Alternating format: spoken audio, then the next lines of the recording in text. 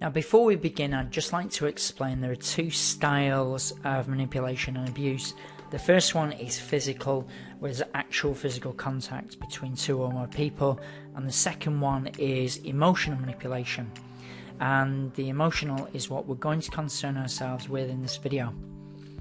So what exactly is emotional manipulation? Well, the terminology which I use to describe myself is one or more person or people who takes actions which are directed towards another person or people with the aim of altering their emotional state in a negative manner. We're going to concern ourselves with three parts in this video. Part 1 is the language that's used to describe both parties. 2, the main technique a manipulator uses to control. And 3, the most important attitude to a target's freedom. And if you're concerned about what target means, we're going to explain that in part 1. Part 1, the language that we use. We're going to scrap the word bully for this video, and we're going to use the word manipulator.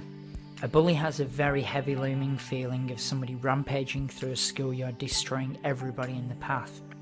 Whereas if we use the word manipulator, a manipulator can only manipulate if they have techniques to control other people. If we understand those techniques, we have the power to move forward. And secondly, we're going to scrap the word victim. Anybody who classes themselves as a victim is going towards helplessness, and it's a very low energy word, so never class yourself as a victim or anybody else as a victim. So we're going to replace the word victim with target.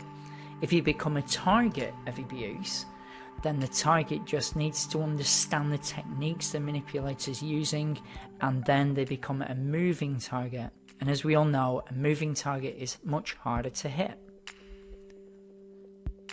Part 2, the main techniques the manipulator uses to control. If we're going to fully understand this section, we need to understand the fears of the target. And the number one fear of any person who's a target is, I'm scared I'm going to be rejected for. And then simply fill in the blank. And the blank can become an endless list. I'm scared I'm going to be rejected for being overweight, in financial poverty, having different coloured skin, etc., etc., etc. If a person feels self-conscious about something that they are and they fear rejection, it doesn't actually mean that they are going to get rejected. But if a person believes they are going to get rejected, they will try to hide it. And then the pressure starts to build up from prying eyes. And the target quickly develops a mindset which is, so I don't get rejected, I have to hide the fact that I am overweight, have different coloured skin, have no qualifications, I've got untidy teeth or hair, I'm too weak, afraid, I don't match up to other people's standards, etc., etc., etc. And the target, in hiding so many things about themselves, becomes so self-consumed they actually cannot see the wood for the trees. And hence we have the manipulator's trick. The manipulator's trick is extremely simple in its concept, which is, I'm going to tell others or personally reject you for, and then they find the target's fear. I'm going to tell everybody how overweight you are.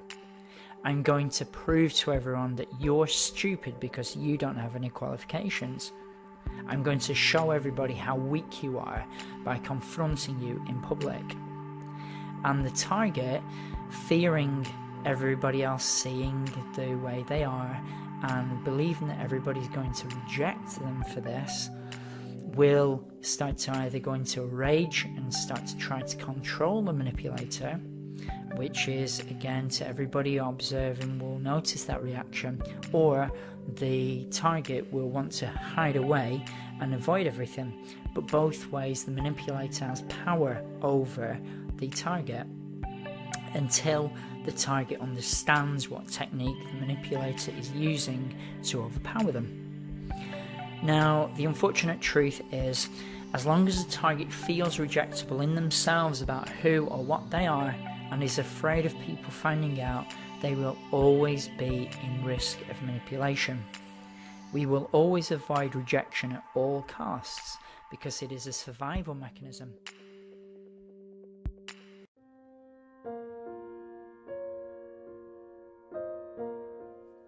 So for tonight's video, I wanted to talk about a term called flying monkeys. And this is a fantastic term. Whoever invented this just should win an award. I mean, it's so clever, whoever came up with this. A flying monkey is from the movie The Wizard of Oz, and it's used to describe a person that the narcissist is able to con into thinking that they are the victim, and that the narcissist's real victim is actually the bad guy. So a flying monkey is created generally during like the devaluing stage of a narcissistic relationship. In case you didn't know, there's 3 stages of a narcissistic relationship. There's idealize, devalue, and then discard. I don't like the word idealize. I think probably a better word is luring, because they're really just sucking people in.